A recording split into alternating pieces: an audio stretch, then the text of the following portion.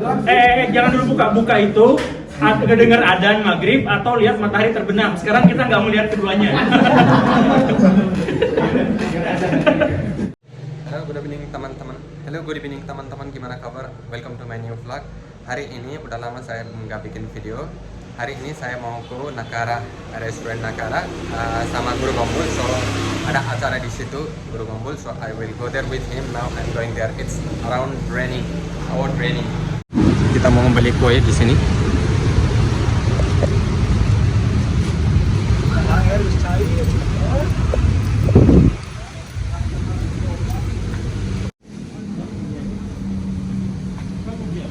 No, I don't want anything.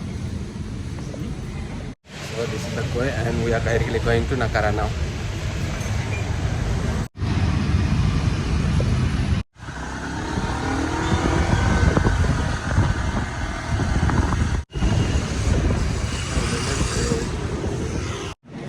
Assalamualaikum warahmatullahi wabarakatuh. Terima kasih buat teman-teman semuanya yang udah hadir di acara ini, di acara Siraru Bukber ya. Dan sekarang di sini nih kita udah ada Pak Guru dan Kang Dani dari Rumah Editor. Ada yang tahu nggak nih Kang Dani? Videonya keren-keren loh. Masih tahu kan? Kamu tahu? Parah dari mana? Oke, dan bertepatan ya hari ini juga 10 hari sebelum Idul Fitri ya. Artinya ada kemungkinan juga kalau hari ini itu malam Lailatul Qadar. Kalau misalnya Idul Fitrinya itu tanggal 22. Tapi kalau misalnya Idul Fitrinya tanggal 23, kemungkinan malam Lailatul Qadarnya besok. Dan karena itu juga di sini kita akan membahas tentang Lailatul Qadar dan fenomena-fenomena yang menyertainya. Oke, untuk agar kita bisa segera mulai, langsung aja Pak Guru, silakan.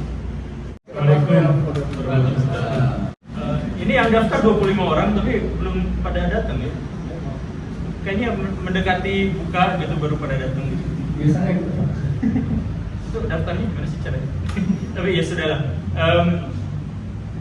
Sistemnya sekarang itu kalau tidak salah tadi kata panitia itu gimana? Saya 10 menit bicara, ini 10 menit bicara, lalu ada tanya jawab di situ. Jadi kita mulai dari sebuah pembukaan dulu. Jadi kemarin itu ada seorang yang bertanya kepada saya, Pak Guru, kan malam Lailatul Qadar itu disebut sebagai malam 1000 bulan. Jadi seandainya saya menjomblo di malam Lailatul Qadar, apakah saya menjomblo selama 1000 bulan?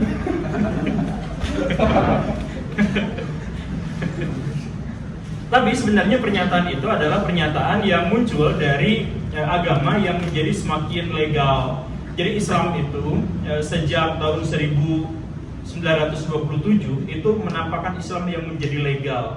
Yang itu adalah sebuah transformasi besar-besaran. Sebelumnya Islam itu adalah Islam yang benar-benar mistik gitu. Dan sebelumnya adalah intelektual.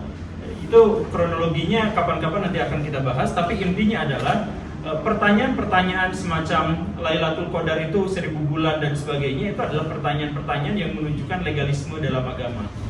Jadi termasuk juga tadi ada kemungkinan Lailatul Qadar itu munculnya hari ini atau tanggal sekian gitu. Padahal sebenarnya tanggalnya juga tidak benar-benar pasti. Ada misalkan riwayat yang menyebut bahwa para sahabat menyadari bahwa malam Lailatul Qadar pada waktu itu terjadi tanggal 27. Karena ciri-cirinya mirip dengan apa yang dijabarkan sama Nabi. Jadi pada tanggal 27 Ramadan di zaman Nabi itu para sahabat ngerasa ada sensasi yang beda banget, gak tahu gimana ceritanya. Tapi orang-orang yang begadang pada masa itu ngalamin sensasi yang sangat berbeda. Kemudian langit cedeng apa? Mendung lah, adem gitu ya. Adem, tapi gak hujan, gak panas, pokoknya mah ada awan segitu ya cedeng gitu lah. Nah, ada awan yang bikin nyaman, bikin rileks, dan orang-orang yang begadang pada masa itu yakin bahwa itu adalah malam Lailatul Qadar. Sehingga mereka benar-benar merasa beruntung karena malam itu mereka begadang, tidak tidur, tapi ibadah habis-habisan. Tapi ada juga riwayat yang menyebut, misalkan orang-orang Syiah itu percaya bahwa malam yang dimaksud itu adalah tanggal 23. Karena memang pada waktu itu ya biasa kelompok Syiah ya. Kelompok Syiah itu hadis-hadisnya dari Al-Kafi dan ya saya nggak usah ceritakan panjang lebar. Tapi intinya di situ diceritakan bahwa tanggal 23 itu Ali mendapatkan satu mimpi yang menyebut bahwa dia akan menjadi pewaris bagi Nabi, begitu dan lain sebagainya. Nah, sepanjang sejarah itu orang kemudian bertanya-tanya sebenarnya tanggal berapa. Nah, yang jadi masalah adalah bahwa sebenarnya para sahabat dan generasi-generasi awal Islam itu gak pernah nyirian tanggal berapa. Yang mereka lakukan adalah 10 hari terakhir atau 7 hari terakhir atau 5 hari terakhir mereka habis-habisan beribadah dan mereka tidak tidur di malam hari karena fokus pada ibadah. Jadi intinya itu adalah ibadahnya, bukan intinya itu adalah nyari tanggalnya. Dan ibadahnya ibadah yang seperti apa? Nah, ibadahnya juga sebenarnya ternyata bukan ibadah-ibadah legal gitu. Kita tuh selalu berpikir Islam itu adalah ibadah yang legal, kemudian mempertimbangkan pahala dosa dengan cara tertentu gitu. Padahal sebenarnya nggak seperti itu juga. Saya lupa mau ngomong apa tadi. Tapi intinya beginilah. Kalau misalkan contoh yang legal itu atau contoh yang tidak legal itu sama seperti pernyataan Ali yang pernah juga saya paparkan di zaman dulu itu. Jadi begini, ada seorang mualaf yang baru masuk Islam. Kemudian di bulan Ramadan dia mau datang ke Nabi, tapi karena dia berasal dari Yaman atau dari daerah Gurun Najd, saya lupa dari mana itu, tapi daerah pedalaman gitu. Dia nanya kepada Nabi di Madinah, perjalanan jauh, pas sudah sampai di Madinah Nabinya sudah meninggal. Saya mau belajar Islam dari mana? Dia pusing mikir-mikir, cari kesana kesini nggak nemu. Akhirnya dia fokus saja lah. Saya mau pulang lagi, tapi saya mau berislam dengan cara yang sesederhana yang paling mungkin bisa saya capai, gitulah.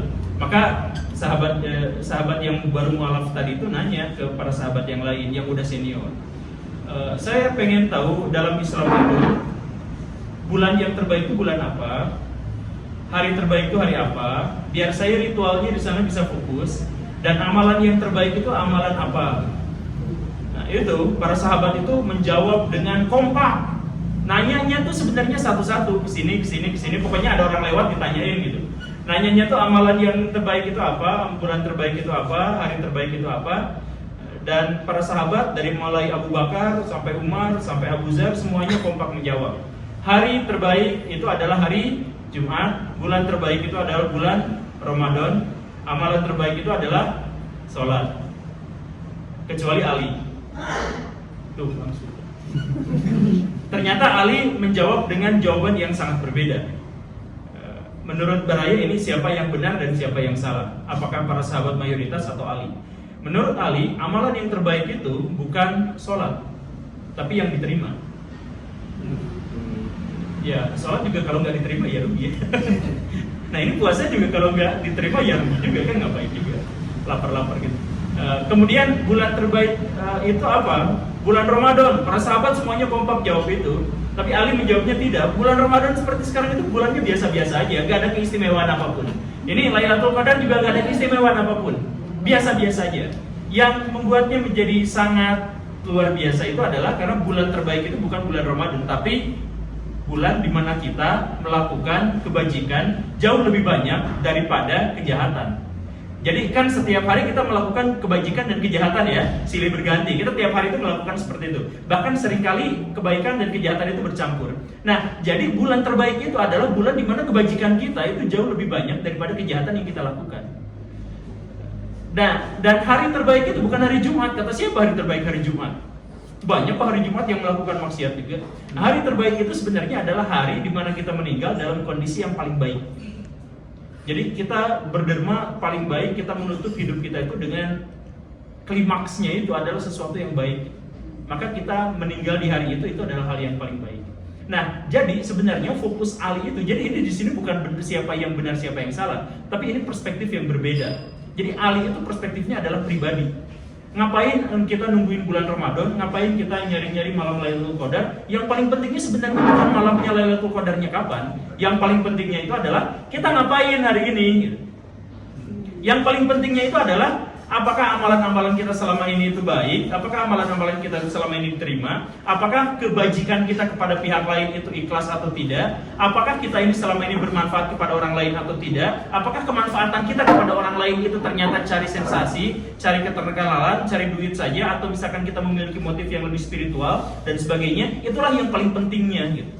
Jadi mendingan dua pendapat dari para sahabat dan ahli itu mendingan kita gabungkan saja. Bulan Ramadan itu kita jadikan sebagai momen di mana kita melakukan hal-hal yang paling baik secara maksimal dan menghindarkan hal-hal yang buruk secara maksimal juga. Jadi kita beribadah kepada Tuhan dengan cara memberikan kebaikan sebesar-besarnya kepada makhluk-makhluk di bumi, kepada manusia. Itu sekedar pengantar. Silahkan saya serahkan mic-nya kepada rumah editor. Assalamualaikum warahmatullahi wabarakatuh. Mungkin kalau dikaitkan ya dengan Lailatul Qadar tadi, sebetulnya kan ngomongin waktu ya. Karena kemarin Pak Gubernur juga ke saya ngomongin tentang waktu aja katanya. Nah kalau ya kan waktu itu kan ada satu surat ya di itu surat Al-Asr, masih pada ya surat Al-Asr. Gimana bunyinya? Coba kan, siapa yang ini? Yang hafal? Atau kan pintu ingin tak apa? Bukan ngetes ya mah. Ya kan wal asri ya, wal asri innal insana lafi khusrin illa alladziina amanu wa 'amilus sholihati wa tawassaw bil haqq wa tawassaw bis sabr. Ini saya nyoba nyambungin aja ya. Jadi demi waktu sesungguhnya manusia itu dalam kerugian. Nah, kalau saya mencoba menerjemahkan itu, mengkaitkan dengan apa yang saya pelajari ya. Jadi manusia itu rugi karena punya waktu, karena terikat oleh waktu. Kalau tafsiran saya begitu, ya, tafsiran bebas gitu. Manusia itu rugi karena waktu. Kenapa? Karena waktu itu apa? Coba. Siapa yang mau menjelaskan waktu itu apa sih sebetulnya? Mengapa? Waktu itu definisinya adalah sesuatu yang ketika kita mencoba untuk mendefinisikannya dia udah hilang. Salah. Jadi dia udah hilang. Ketika kita coba mendefinisikan dia sudah berlalu dalam. Sudah berlalu. Ya. Betul. Ada yang lain? Waktu adalah perpindahan gerak. Jadi ruang dan waktu itu satu paket. Satu paket. Ya. Berarti penonton rumah ini tuh. Di DK pernah dibahas gitu. Oh pernah dibahas? Sebelum Ada yang lain? Waktu itu segala sesuatu yang bergerak terus Bergerak terus, Ya. maju terus, Ya. tidak mungkin mundur. Ya. ke depan. Ya kurang lebih sama ya. Apa ya? Kalau secara intuisi sebetulnya kan gampang ya. Kalau waktu itu kita tinggal lihat jam itu juga waktu. Ketika kita lihat keluar sudah malam itu juga waktu kan. Cuman, nah ini yang jadi rumit ketika masuk ke ranah empiris. Ke ranah fisika itu jadi rumit. Kenapa? Karena kalau kita ngomongin panjang kan, maksudnya kali lebar, kali tinggi gitu ya. Itu kan gampang dilihat. Tapi kalau waktu kan tidak bisa dilihat. Waktu hanya bisa dirasakan. Makanya kata Stephen Hawking itu waktu itu ada tiga jenis. Satu, waktu secara psikologis. Dua, waktu secara hukum termodinamika ya, kalau di fisika itu. Yang ketiga adalah waktu secara kosmologis. Waktu secara psikologis apa? Waktu secara psikologis itu adalah tadi ya, ketika kita ngomongin waktu sudah hilang, sudah berlalu gitu kan. Kita merasa waktu berlalu. Bahkan ketika kita mikir, ya sudah berlalu gitu ya. Ketika mikirin waktu itu sudah berlalu. Itu secara psikologis. Nah, secara yang kedua itu secara hukum termodinamika. Nah, ini yang menarik gitu ya. Mengapa tadi saya ambil surat wal asri, sesungguhnya manusia kerugian. Karena dalam konteks waktu secara hukum termodinamika, waktu itu adalah kefanaan sebetulnya. Fana. Ya. Kenapa disebut fana? Karena dalam, ada yang tahu hukum termodinamika kedua? Entropi. Entropi, betul. Ada istilah entropi. Apa entropi? Keacakan. Keacakan. Ya. Jadi kalau bahasa sederhananya kalau diajarkan di SMA itu kan bahwa yang panas itu akan mengalir ke arah yang dingin. Itu bahasa sederhananya. Tapi sebetulnya kalau diperdalam itu lebih dalam dari itu. Bukan hanya soal panas. Karena panas itu itu efek secara makroskopiknya yang bisa kita rasakan. Tapi secara mikroskopiknya itu tuh sebetulnya kan tingkat keacakan molekul atau partikel. Jadi ketika yang panas itu kan artinya partikel itu bergerak sangat cepat, sedangkan yang dingin itu partikelnya itu lamban gitu lah. Ya. Nah, si partikel itu akan bergerak secara acak, kecenderungannya begitu. Maka ketika kita mencampurkan air panas dengan air dingin, kan kalau kita mau bikin air hangat itu kan di dispenser air dingin dulu gitu kan dimasukin terus ditambah air panas. Nah, walaupun tidak dikocek gitunya, itu kan tetap jadi hangat kan gitu. Itu tuh kan secara spontan. Artinya itu tingkat keacakan. Artinya kalau dalam hukum termodinamikanya adalah entropi itu selalu positif katanya. Maksudnya adalah sesuatu itu akan bergerak ke arah yang lebih acak. Maksudnya gimana? Kalau misalkan saya pecahkan vas bunga ini, pecah gitu kan berantakan ya. Coba. Terus misalkan Pak Guru Dungu lewat, terus nginjak potnya, jadi pot lagi nggak? Justru malah makin acak. Ya. Atau misalkan kita nyusun puzzle, terus terjadi gempa, puzzle-nya berantakan, terjadi gempa susulan kedua. Apakah jadi teratur?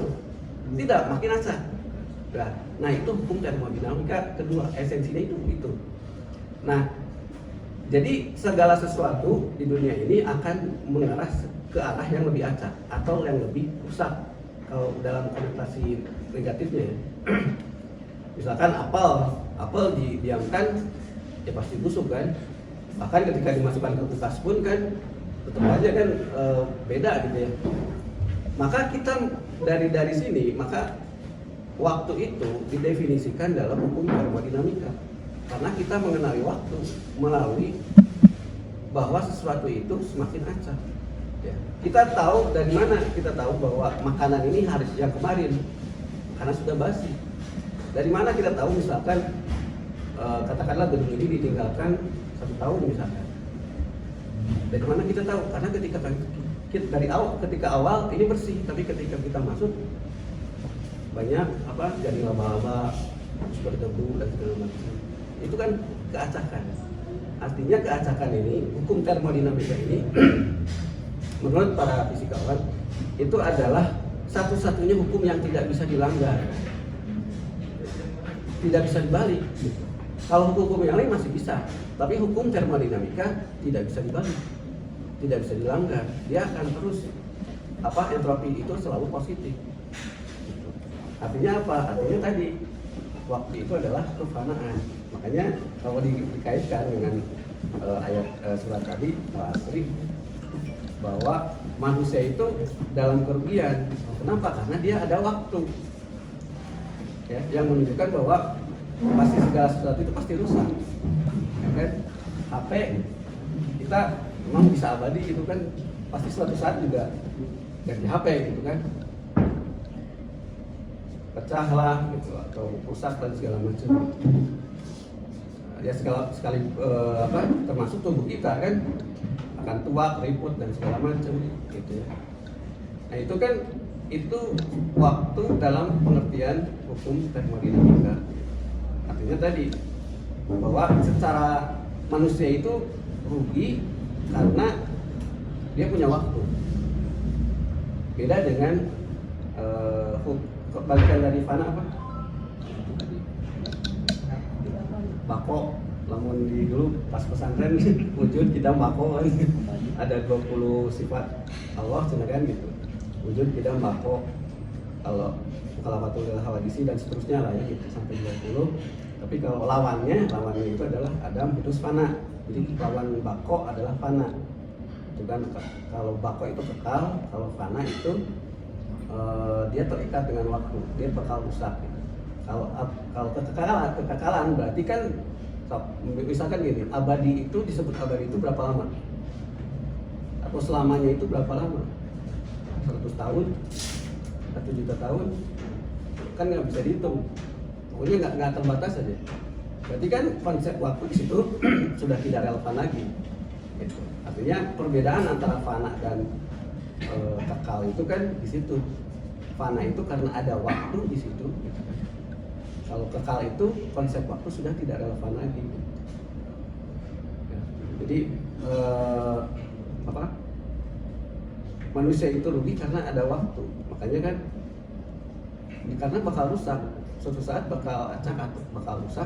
Nah, makanya di situ kan kalau balik lagi ke suratnya sebagai introspeksi kan ilaladzina amanu wa amilus sholihat gitu kan. Kecuali orang-orang yang beriman dan beramal soleh, watawassaw bil haqq watawassaw bis sabr, dan saling menasehati dalam kebaikan dan kesabaran. Jadi cuman itu yang membuat manusia itu tidak rugi gitu. Karena secara waktu pasti rugi, ya. Karena suatu saat kita mau pakai make up setebal apapun ya anggar we gitu kan. Kalau udah itu amat pasti keriput gitu kan. Suatu saat bakal ya segala sesuatu di dunia ini pasti bakal rusak. Itu paling segitu dulu kan. Bukan tilunya tadi bahas. Oh, yang ketiga ketahuan. Yang ketiga secara kosmologis. Nah, secara kosmologis itu sebenarnya nyambungnya dengan teori Big Bang, gitu, bahwa waktu itu dia punya awal. Kalau dalam teori Big Bang punya titik nol lah gitu ya. Ketika Big Bang jadi ledakan besar, kemudian ruang dan waktu baru di situ dimulai, gitu. Jadi teori Big Bang itu begini, bukan berarti ada ruang masih kosong terus diisi gitu kan, bukan begitu kan, ya bukan begitu. Tapi ruang dan waktu itu termasuk di Big Bang itu sendiri, baru dimulai ketika Big Bang. Jadi makanya disebutnya itu analoginya itu seperti balon. Jadi balon ditiup nih, ruang dan waktu itu pada awalnya itu seperti balon yang kempis itu. Ketika ditiup dia berkembang. Nah, baru di situ mulai berjalan ruang dan waktu itu. Jadi dia seiring sejalan dengan segalanya yang ada di dunia ini, itu dimulai dari situ. Itu waktu secara kosmologis. Makanya kalau kata Stephen Hawking, kenapa dibagi tiga tadi, secara psikologis, secara hukum termodinamika, dan secara kosmologis, itu ketiga-tiganya nyambung. Artinya ketika kita ngomongin waktu, dia seiring sejalan dengan waktu itu gitu, dengan ketiga waktu ini. Jadi seandainya misalkan alam semesta itu yang tadinya mengembang jadi mengkerut, hipotesisnya adalah bahwa waktu itu jadi kebalik. Kan kalau Big Bang itu kan dari yang kecil kemudian membesar, ya, meluas. Bahkan sekarang ini kan alam semesta itu terus meluas, terus mengembang. Makanya kenapa ada teori Big Bang adalah ketika kalau dipikir karena terus mengembang, berarti kalau diputar balik kan, di rewind gitu, berarti ada satu titik di mana itu titik awalnya gitu. Nah, berarti kalau misalkan suatu saat, misal gitu ya, dulu Stephen Hawking itu pernah berpikir begitu, suatu saat akan mengkontraksi, jadi balik lagi, menciut gitu kan. Maka sama, waktu pun akan kembali, seolah-olah jadi kebalik. Tapi ternyata itu juga tidak bisa dilanggar gitu. Jadi ketiga waktu tadi, ya, secara psikologis, secara hukum termodinamika, secara kosmologis tadi, bahwa ternyata memang waktu itu satu-satunya yang tidak bisa dilanggar. Jadi tidak bisa mundur gitu. Walaupun ada ya teori-teori spekulasi lah, hipotesis bahwa waktu bisa mundur kayak di film Tenet kan itu ada kajiannya. Cuman kan itu dalam ranah-ranah yang sangat spekulatif gitu. Itu masuknya ke wilayah kuantum nantinya. ribet lagi. Mending segitu aja dulu. Segitu aja dulu dari Oke, saya. Pak, mungkin ini dari saya sendiri ada pertanyaan. Wah, itu dia. Iya. Kan malam Lailatul Qadar itu kan malam diturunkannya Al-Quran. Nah, berdasarkan sumber yang tidak terpercaya ini, ya sumbernya aneh soalnya. Bahwa dikatakan kalau misalnya malam Lailatul Qadar itu memiliki ciri-ciri misalnya seperti langit bersih, cuaca cerah gitu. Kemudian sinar matahari juga nggak panas-panas amat. Ya intinya bumi itu lagi dingin lah gitu, lagi adem. Nah, apakah memang dunia kita ya, our universe gitu, apakah emang ada siklusnya untuk hal-hal seperti itu, Pak? Kalaupun misalnya Lailatul Qadar nggak ada nih, misalnya Lailatul Qadar nggak ada, apakah akan berjalan juga siklus seperti itu? Siklus seperti ciri-ciri Lailatul Qadar. Ya, angin berhembus lembut, bulan Angin berhembus. boleh dijawab sama Pak pengen Lurah. ngomong tadi tegang, aduh, tapi ya gini lah jawaban sederhananya. Tapi saya yakin ini Kang Dani itu sebenarnya kalau udah dipancing dia tuh pasti merudul gitu. Tapi kita harus punya jujur dulu. Gini nih, sebenarnya yang pertama itu, yang tadi itu adalah sebenarnya ya bukan pernyataan yang tidak terpercaya, tapi itu atsar. Jadi para sahabat, tapi para sahabat bukan nabi ya, para sahabat, dan mereka pun berspekulasi. Dulu saya teh kira-kira ngalamin malam Lailatul Qadar tuh kayak gitu. Nah kayak gitu, makanya tadi ada yang sampai bilang tanggal 27, saya yakin itu bulan itu tuh tanggal 27 gitu. Ada yang bilang tanggal 23, saya yakin, ada yang bilang tanggal 25 gitu. Makanya sampai sekarang tidak disepakati. Jadi itu sebenarnya ya bukan berarti diabaikan, tapi memang untuk mencari malam Lailatul Qadar, tanda-tanda yang seperti itu memang harus diabaikan, karena yang paling penting sebenarnya bukan tanda-tanda alam yang tadi itu kan, bukan soal legalnya itu, tapi yang paling penting adalah apa yang kita perbuat. Itu yang pertama. Kemudian apakah ada siklus yang seperti itu? Siklus seperti itu tidak mungkin terjadi secara umum di seluruh dunia, karena cuaca di seluruh dunia dan iklim di seluruh dunia itu juga berbeda-beda. Jadi sama seperti apakah setiap Natal pasti hujan salju? Kasihan orang Australia. Karena justru pas musim panas di sana terjadi, karena iklimnya berbeda. Termasuk juga masalah yang seperti ini. Jadi tentu saja tidak ada yang pas seperti itu, kecuali kalau misalkan ada masalah-masalah kosmologis, masalah yang terjadi di seluruh dunia karena satu fenomena yang khas gitu. Ya misal ya, pernah terjadi di seluruh dunia gelap gulita. Pernah terjadi di seluruh dunia itu tanpa kecuali gelap gulita, atau ini siang-siang tapi cahaya matahari setengah atau di bawah itu. Pernah. Kapan misalkan? Waktu Tambora meletus. Ya, Tambora meletus itu intensitas cahaya matahari di seluruh dunia berkurang drastis sampai setengahnya atau lebih. Makanya Napoleon kalah. Kalah perang. Karena strateginya untuk musim panas, tapi nah hujan di musim panas ya. Kapan saya mau nembak meriam dari tadi? Kan Napoleon itu mau menembakkan meriam, tapi tanahnya jeblok. Kalau nembak meriam di tanah jeblok itu si peluru proyektilnya itu nggak akan mantul-mantul, jadi blek.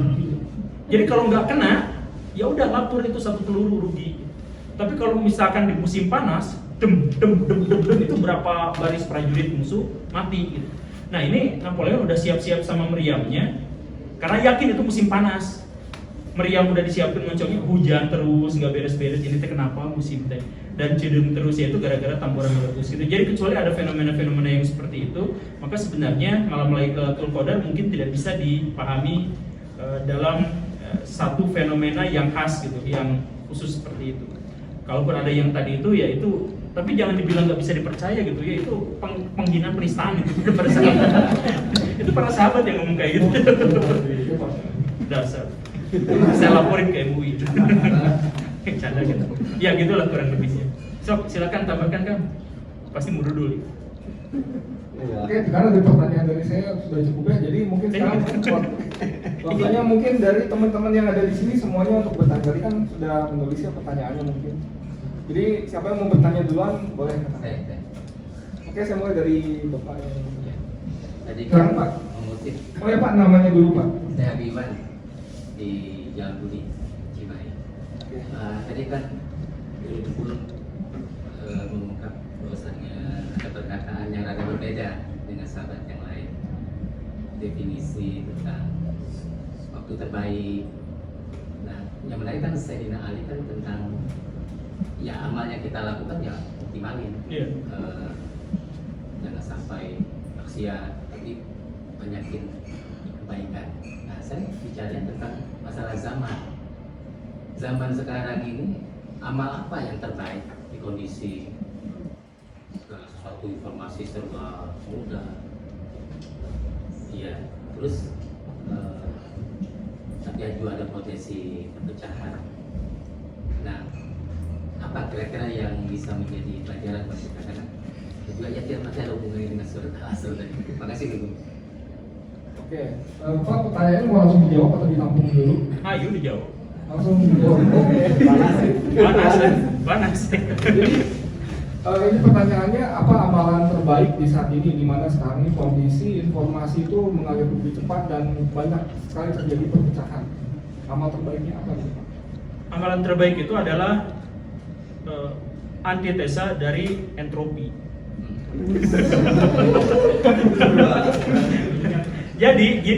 Jadi sebenarnya tuh gini ya. Jadi sebenarnya amalan terbaik itu tidak mungkin bisa didefinisikan karena dia itu ada di satu yang ajeng, satu yang benar-benar tuh ada di antara sekian banyak posisi gitu. Jadi dan ini ternyata luar biasanya adalah pelajaran yang sama yang ditemukan di setiap agama. Yaitu apa? Yang dimaksud dengan benar itu adalah sangat relatif, karena yang dimaksud dengan benar dan hal ini yang dimaksud dengan amalan terbaik dan hal yang semacam itu benar-benar sesuai dengan kondisi, dan kondisi yang dimaksud itu bisa ribuan, bisa jutaan variabel. Jadi misal gini, amalan terbaik kita saat ini itu apa? Sedetik kemudian itu berbeda, sedetik kemudian itu juga sangat-sangat berbeda. Jadi atau misalkan yang paling sederhananya kita mulai dari amalan yang paling buruk. Amalan paling buruk itu apa? Ngebunuh misalkan, katakanlah. Benar nggak ngebunuh itu adalah amalan terburuk? Tidak. Kalau yang saya bunuh itu penjahat yang mau meledakkan ini dan 1000 orang mati, maka ngebunuh itu bisa aja sebuah kebaikan. Begitu ya? Dan itulah alasan kenapa Avenger selalu jadi boga lakon walaupun kerjaannya ngebunuh. Nah, tapi ngebunuhnya itu apakah benar? Belum tentu. Bisa aja yang paling benar itu bukan ngebunuh, tapi ngambil bomnya sehingga tidak terjadi ledakan dan dia bisa berpotensi ditobatkan dulu, tidak dibunuh si pembunuhnya. Benar gak itu yang benar? Ada juga potensi yang lebih benar lagi, yaitu tapi kalau misalkan seperti itu kan bisa aja malah kita yang meleduk gitu, dia selamat, kita aja yang aja lebur gitu, kan bisa aja. Jadi sebenarnya ada banyak sekali variabel, makanya kalau kita ngegoreng bala-bala, yang paling enak itu adalah banyak pecin atau kurang pecin. Yang paling enak itu adalah yang pecinnya pas. Tapi kita nggak pernah tahu juga pecin yang pas tuh segimana. Itu tergantung takarannya, tergantung wortelnya sekian banyak, tergantung siapa yang bikin, tergantung siapa yang makan. Ya tergantung lidah. Jadi ternyata lebih banyak variabel juga di situ tuh. Udah kita harus ngitungin berapa butir pecin yang dimasukin. Udah itu kita juga belum tentu. Jadi variabel benar, perilaku benar, aktivitas benar, niat benar, itu benar-benar tidak bisa didefinisikan karena ada di satu titik, di mana di titik berikutnya itu sudah lain lagi. Itulah maknanya kebaikan dan keburukan itu menjadi sesuatu yang relatif. Gitu, Kang. Oke, terima kasih Pak ini jawabannya. Sekarang lagi ke pertanyaan kedua. Saya punya pertanyaan lagi, tapi nanti setelah pertanyaan kedua ya. Dari Kang yang di sana, Kang siapa namanya? Tanto ya, dari Cirebon. Haritano. Oke, Pak Haritano. Mirip soalnya. Saya mau bertanya ke Bapak Rumah Editor ya. Sangat menggugah sekali bahasan-bahasan yang tentang apa yang Bapak bahas. Nah, saya memahami bahwa kosmologi itu berkaitan erat dengan teologi, Pak. Nah, saya itu tadi Bapak kan membahas tentang Big Bang ya. Nah, di mana sebelum Big Bang itu terjadi fenomena namanya singularitas ya Pak, betul? Singularity. Nah, sejauh mana kaitannya menurut keyakinan Bapak antara causa prima atau penyebab pertama dengan Tuhan? Apakah Tuhan itu sama dengan causa prima, Pak? Nah, itu pertanyaan saya ya. Sedikit buat Bapak Guru Gembul boleh? Bapak Guru Gembul, pertanyaan saya, di Stoikisme ada istilah ataraksia, Pak. Di Buddhisme ada istilah namanya nibbana. Nah, kalau di Islam sendiri ada nggak istilah yang semacam itu yang menggambarkan ketenangan jiwa yang tidak terganggu oleh apapun? Kira-kira seperti itu. Terima kasih. Oke, terima kasih untuk pertanyaannya. Silakan Pak mau jawab. Jadi pertanyaannya ini ya, apakah Tuhan adalah causa prima persamaannya? Oke. Atau mungkin ada yang lain?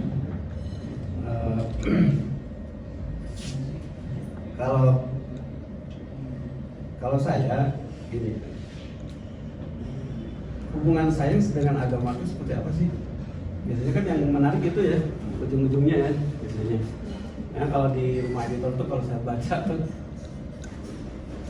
komennya gitu ya, komennya yang berusaha mengkaitkan antara agama dengan sains.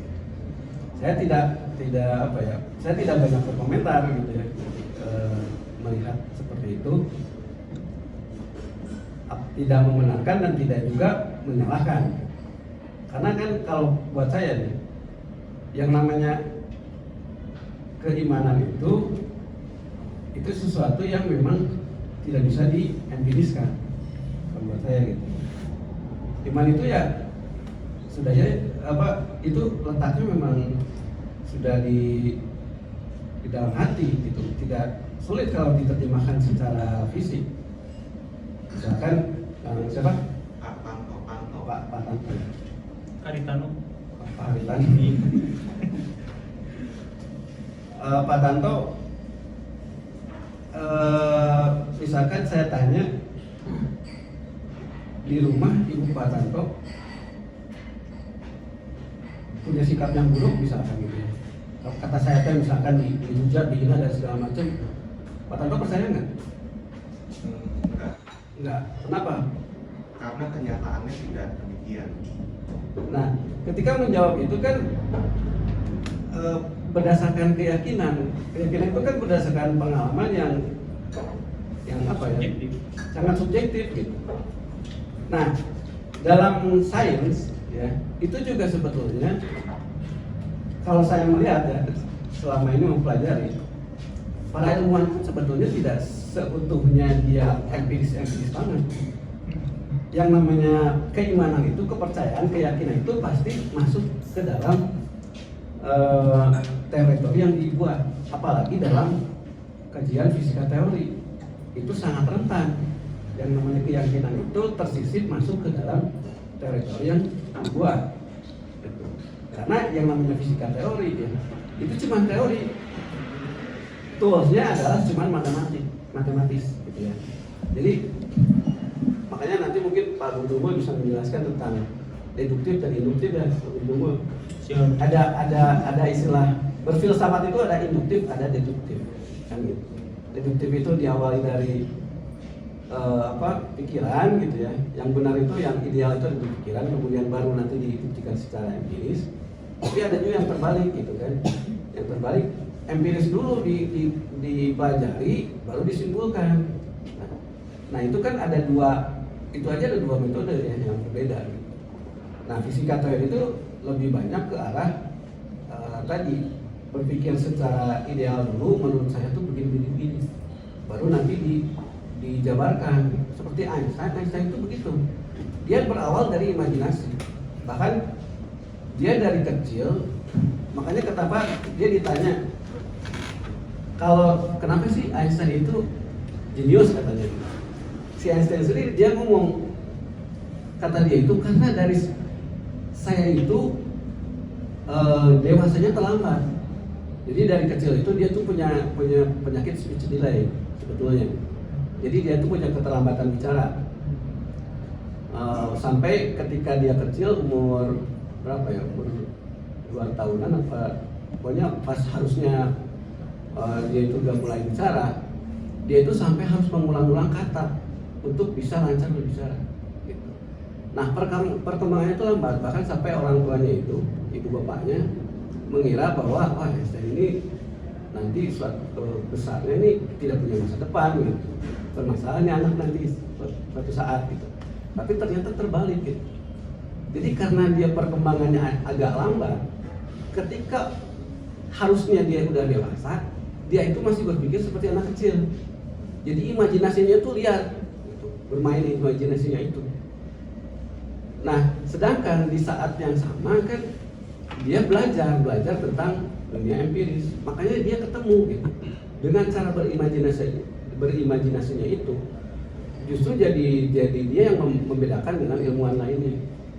Gitu. Jadi kuat gitu imajinasinya itu. Jadi makanya tebakan-tebakannya dia, teori-teorinya dia pada akhirnya banyak dibuktikan. Justru dia itu tidak sama sekali tidak empiris. Sama sekali dia itu tidak melakukan eksperimen. Eksperimennya itu dilakukan oleh orang lain. Dia cuma modalnya cuma imajinasi. Menurut saya begini, kepercayaan saya begini. Kemudian dituangkan secara matematis di otak-otak gitu ya. Tidak ada eksperimen di situ. Kayak misalkan contoh teori relativitas umum. Dia itu cuma berpikir, kalau kemarin nonton ya kontennya, dia itu cuma di lift, dia berpikir kalau saya jatuh, kalau lift ini jatuh, saya pasti tidak akan merasakan efek gravitasi. Dia cuma berpikir begitu doang. Kemudian dia berkembang, imajinasinya liar dan segala macam. Kemudian coba diungkapkan dalam bahasa matematis, dibantu oleh teman-temannya gitu. Sampai akhirnya dia yakin bahwa gravitasi itu bukan gaya gitu ya. Gravitasi itu nggak ada, gravitasi itu ilusi. Yang ada itu adalah kelengkungan ruang waktu ya.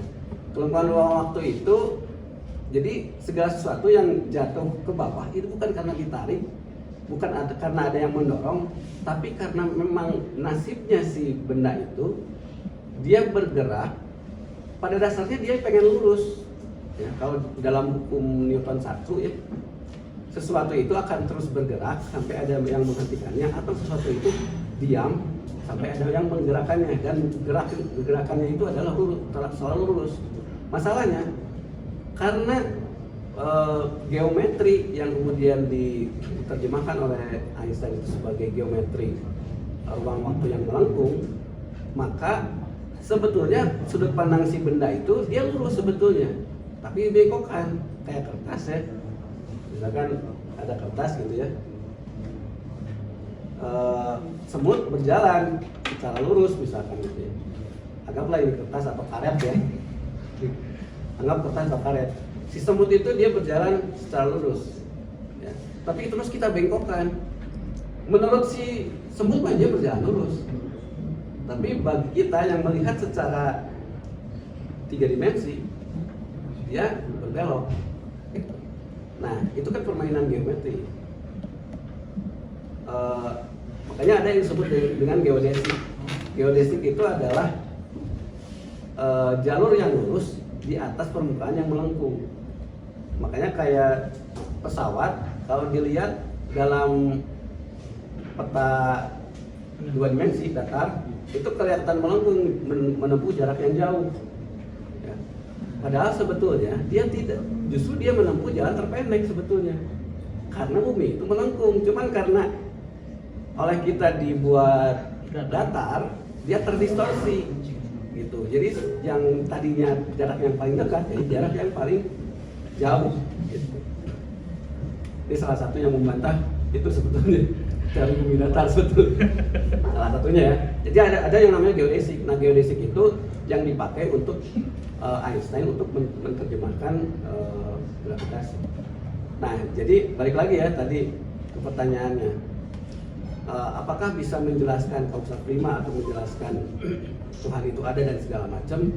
Kalau bagi saya sebetulnya itu urusan yang berbeda.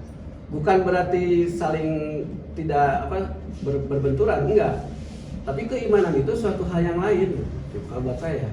Jadi mau mau itu terbukti atau tidak, kalau saya punya keimanan bahwa Tuhan itu ada, Allah itu esa dan segala macam, ya saya meyakini itu. Mau terbukti atau tidak, itu tidak ada urusannya.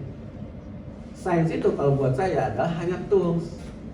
Untuk apa? Untuk mencari tahu bagaimana cara kerja segala sesuatu. Kita bisa dapat ini, bisa memegang HP, itu bisa telekomunikasi jarak jauh, kan karena penelitian tentang oleh sains kan, yang diawali dengan imajinasi. Bisa nggak ngomong jarak jauh gitu. Nah, tapi kan itu dipelajari dari sebuah imajinasi itu, kemudian dipelajari, yang orangnya juga nggak tahu apakah betul bisa terjadi atau tidak kan, tapi itu terus dipelajari.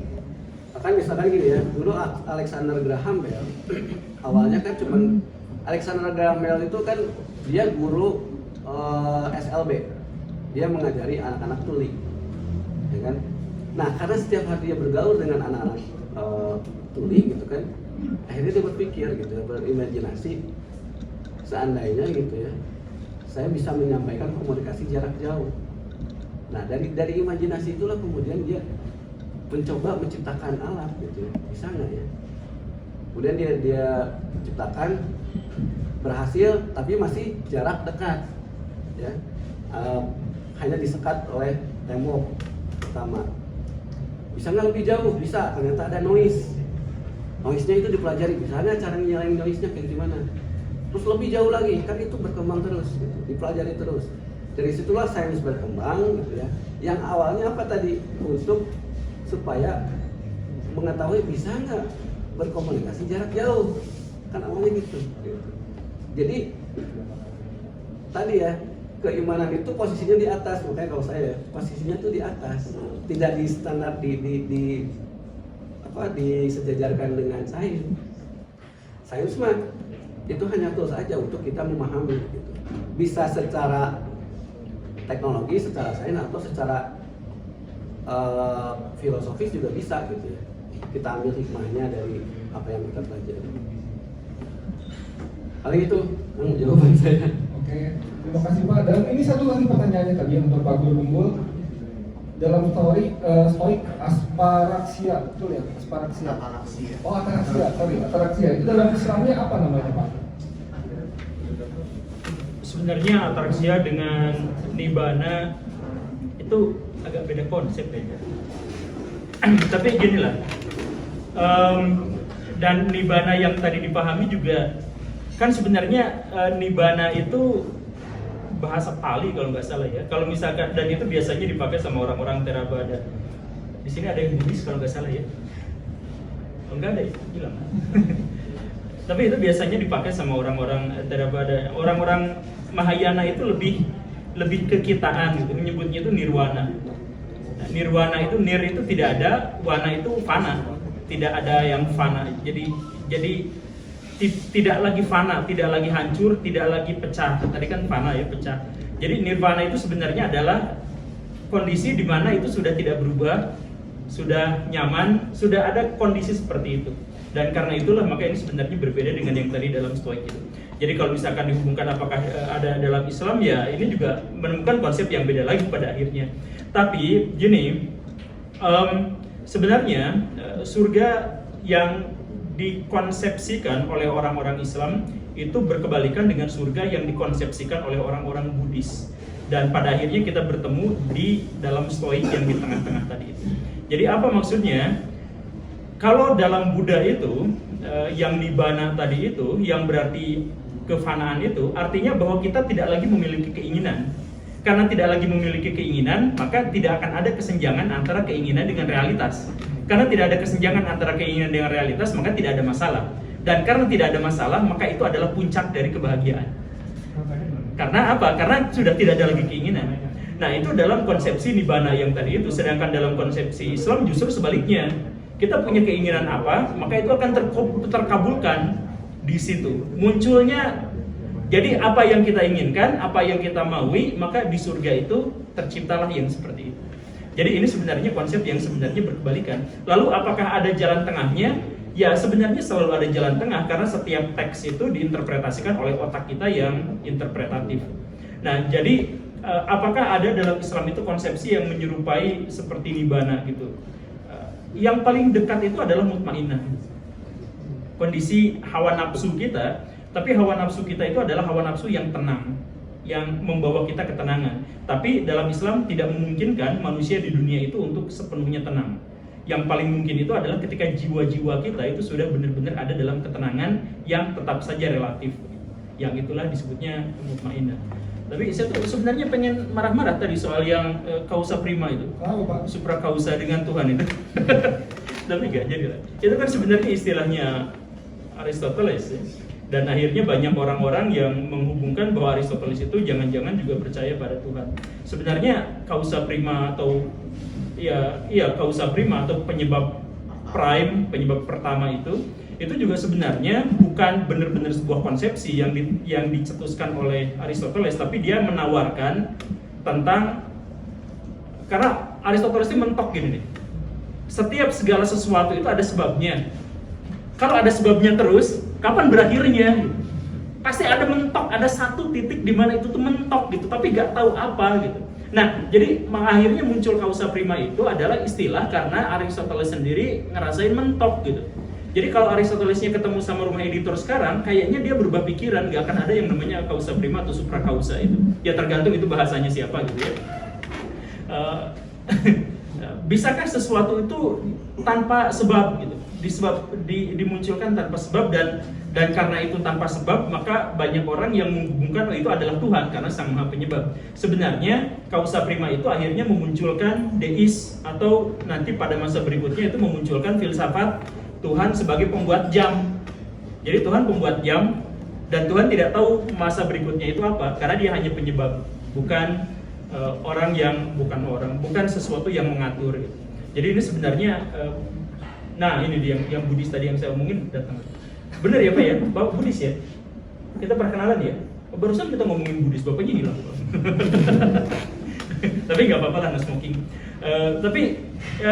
Jadi sebenarnya itu adalah konsepsi yang belum final, yang belum selesai, dan karena itu maka banyak dihubung-hubungkan, yang tadi itu banyak dikait-kaitkan dengan agama sesuai dengan subjektivitas setiap orang.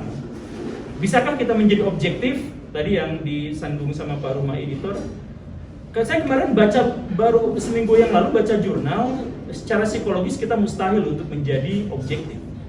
Bahkan ketika kita menjadi saintis yang paling skeptis sekalipun, skeptisisme kita itu pada dasarnya juga adalah bagian dari subjektivitas. Gitu Kang. Itu mau nanya tuh Kang. Ya? Itu mau nanya, mau teriak-teriak. Oke, jadi ini kita sambil nunggu azan, kalau azan beres, jadi mungkin ada satu orang lagi yang mau bertanya ya. Boleh, silakan Kang. Nama dulu, perkenalan dulu. Nama, usia, status perkawinan. Lanjut lah.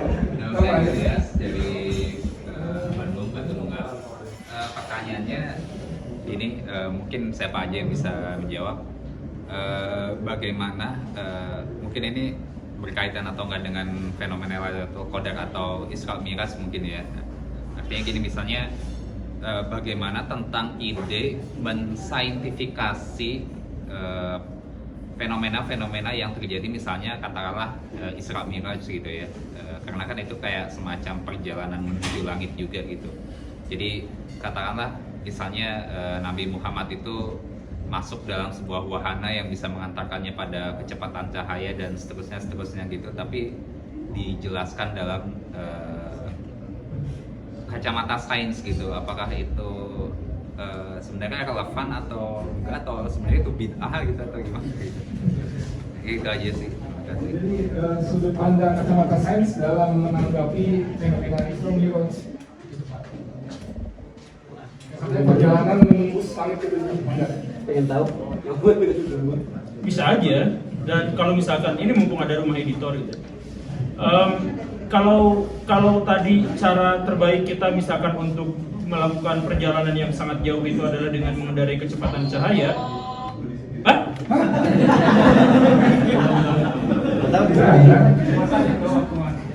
Wah, ini waktunya relatif, ini nggak sesuai ini.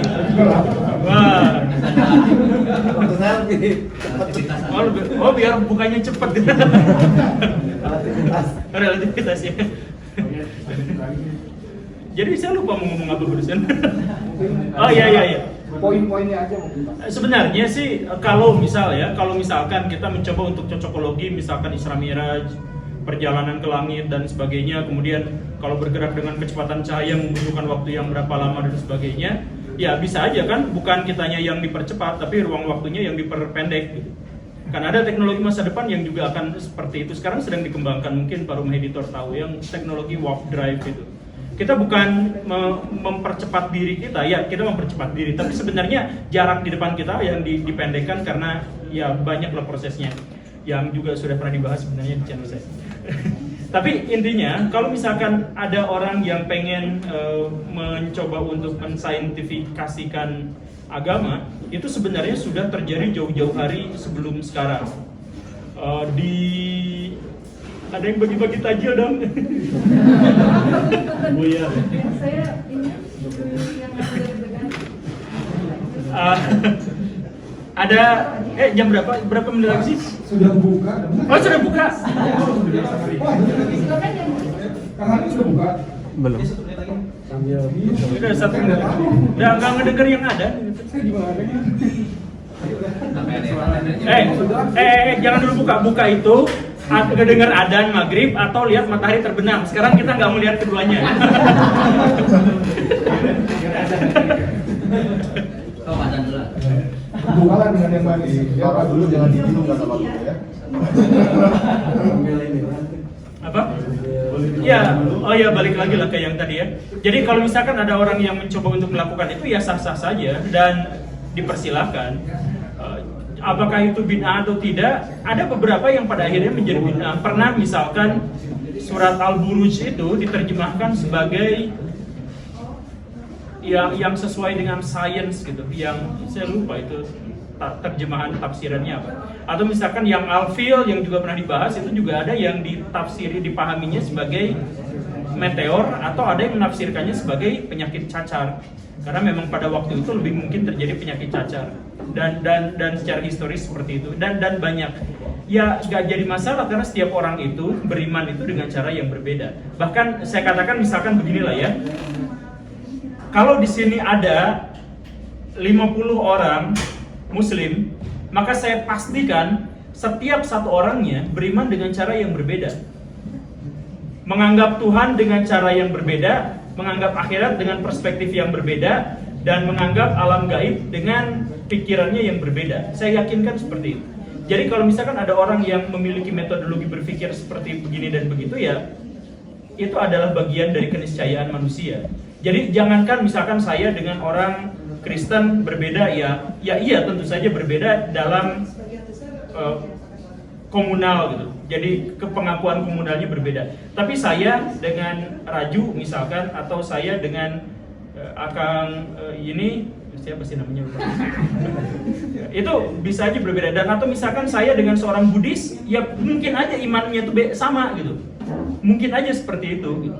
Ya karena pikiran orang berbeda-beda. Jadi kalau misalkan ada orang yang seperti itu bertoleran dalam pemikiran, tapi kita skeptis dan kita berhak untuk menilai dalam tindakan.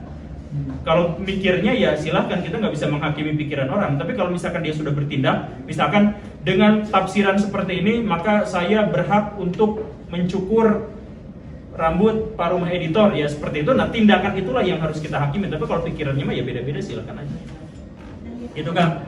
Udah, ada. Kita sampai tajir dulu. Nanti lanjut ke jawaban Pak. Enggak, makan dulu.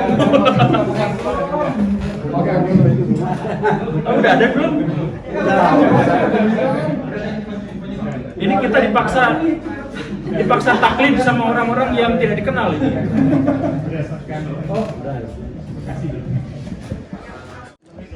So this is the time to buka puasa. Everyone is ready to. Bisa pindah cari meja masing-masing. Silakan.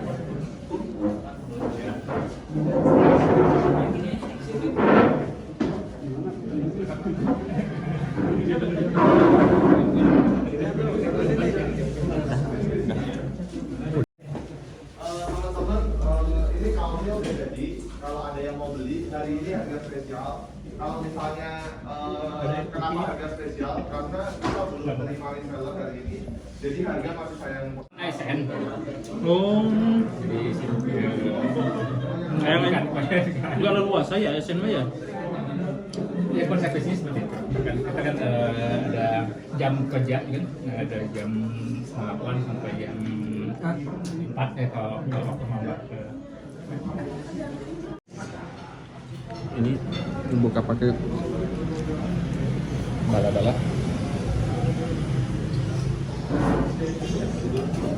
Senang siapa? Enggak. Nasi. Nggak tambah bumbu. Saya kalau